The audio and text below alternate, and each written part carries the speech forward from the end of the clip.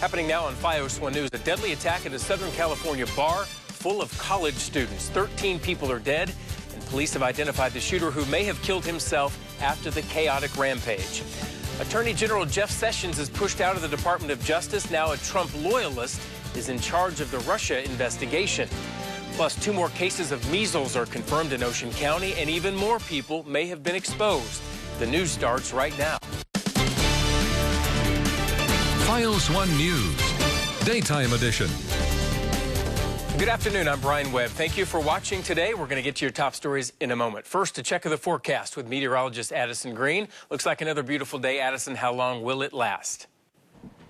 Brian, out there across New Jersey, it's going to be another fine day like we had yesterday, except our temperatures will be a little bit cooler out there. But at least we won't have to deal with the brisk winds coming on in. High pressure has moved on down. That's why we have the lack of cloud cover from Boston down in towards the nation's capital. So with high pressure sitting over us, those winds are coming in very lightly out of a northwesterly direction, around 5 to 10 miles per hour. Temperature-wise, we're in the low 50s in Newton. Same thing in Hoboken. It's the mid-50s in Brick. Remember, Brick yesterday was into the low to mid-60s. Yeah, you're nearly 10 degrees cooler out there, and that's the trend across much of the Garden State. So going through your afternoon hours, through the evening rush time frame and beyond, we'll keep the skies nice and clear as temperatures gradually get cooler over time.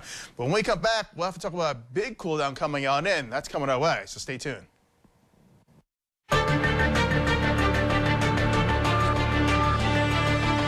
And now to the latest on another mass shooting in the country just 12 days after the massacre at a Pittsburgh synagogue. This time the shooting happened at a bar in Southern California filled with college students.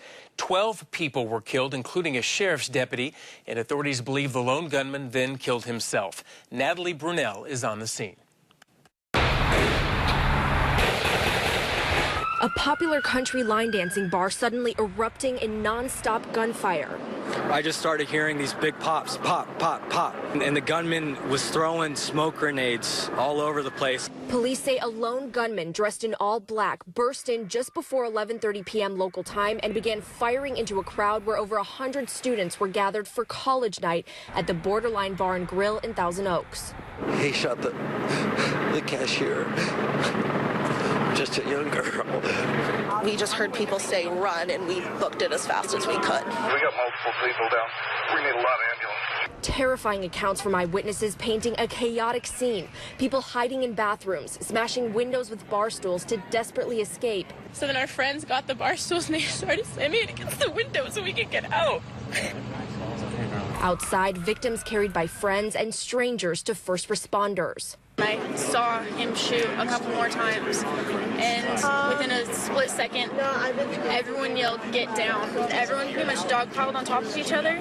Among those killed, Ventura County Sheriff Sergeant Ron Helis, struck by gunfire as he rushed in to help, a father and 29-year veteran of the force who was planning to retire soon. The gunman later found dead inside the bar. The suspect was identified as Ian David Long. We believe he shot himself. When the officers went in and made re-entry, they found him already deceased. We can now report the suspect was a 28-year-old veteran of the Marine Corps who had previous run-ins with law enforcement. But so many people here wondering how this could happen in a community that just 2 years ago was named one of the safest in America. Natalie Brunell, ABC News, Thousand Oaks, California. Keep it right here on FiOS 1 News for the latest out of Southern California.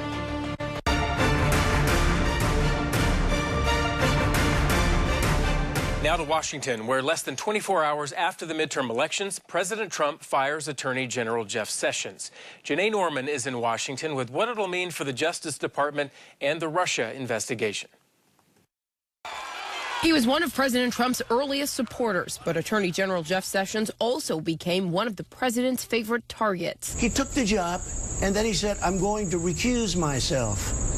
I said, what kind of a man is this? President Trump was infuriated by Sessions recusing himself from the Russia probe, never forgiving him. Sessions making clear in his resignation letter it was not his decision, writing, "Dear Mr. President, at your request, I'm submitting my resignation." Tearfully leaving the Department of Justice for the final time, shaking hands with the man replacing him, his now former chief of staff, Matt Whitaker. The president tweeting, "Whitaker will serve the country well." Whitaker now in charge of the special counsel's investigation, though he's openly and publicly criticized the probe and proposed ways to end it. Well, I could see a scenario where Jeff Sessions is replaced with a recess appointment, and that Attorney General doesn't fire Bob Mueller, but he just reduces his budget so low that his investigation grinds to almost a halt. Democrats now say Whitaker should follow in Sessions' steps and recuse himself. It would create a constitutional crisis if this were a prelude to ending or greatly limiting the Mueller investigation. But the president's advisors say there's no need. Asking why would he be recused? Because CNN keeps playing a clip of what he said as a private citizen. That was Janae Norman reporting. Sessions' resignation letter did not include a date. In the past, the president has said he never would have hired Sessions if he knew he would recuse himself from the Russia investigation.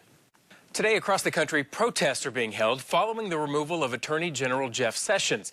People worried about what that will mean for the Mueller investigation, looking into possible collusion between the Trump campaign and Russia.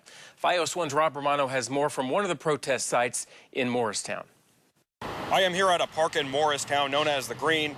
At 5 p.m. tonight, a number of protesters will be gathering here to say they want the Mueller investigation to be protected. This after President Trump fired former Attorney General Jeff Sessions on Wednesday and replaced him with acting Attorney General Matt Whitaker. Robert Mueller has a new boss as he continues the Russia investigation. Acting Attorney General Matt Whitaker. Whitaker replaced former Attorney General Jeff Sessions on Wednesday after the president fired Sessions. Protesters gathering in Morristown and in many other places tonight are coming together to say that nobody, including President Trump, is above the law. The activists are concerned that acting Attorney General Matt Whitaker, who is reportedly against the Mueller investigation, will act to hinder the Russia probe. Here in Morristown, some agree with the upcoming protests set for this evening. Well, I think it's, absolutely critical that people have a right to protest the Donald Trump administration and anything associated with it. Certainly very concerned with anything that has to do with Russia and our engagement with Russia on a political level. A Trump supporter who did not want to show his face feels like tonight's protest won't accomplish anything because he says people need to come together. I don't think he's a bad president at all. I think he's done good for this country. The economy is up. Start being unified. According to MoveOn.org, a number of these protests are scheduled across the U.S. Other towns in New Jersey hosting them include Westfield, Montclair, and Asbury Park, to name a few. In Morristown, Rob Romano, FiOS 1 News. Former New Jersey Governor Chris Christie may have a chance to join the Trump administration. Christie, a longtime friend of the president, revealed in a Fox interview last year that he would leave his governor position if the president had offered him the attorney general spot. Now, with Sessions out, Christie would have a chance to be part of the administration. But the relationship between the two men may not be as strong as it used to be. Christie was not given a major role in the Trump administration after being part of the Trump campaign.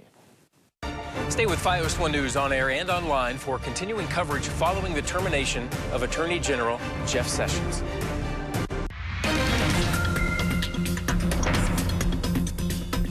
In New Jersey's 3rd District, Democrat Andy Kim is declaring victory before the race has officially been called. The unofficial returns show that Kim is leading his opponent, Republican Tom MacArthur, by more than 2,000 votes. If the Democrat is declared the winner, this will be the 4th representative seat flipped in the Garden State, and Democrats will have control of 11 out of 12 total seats.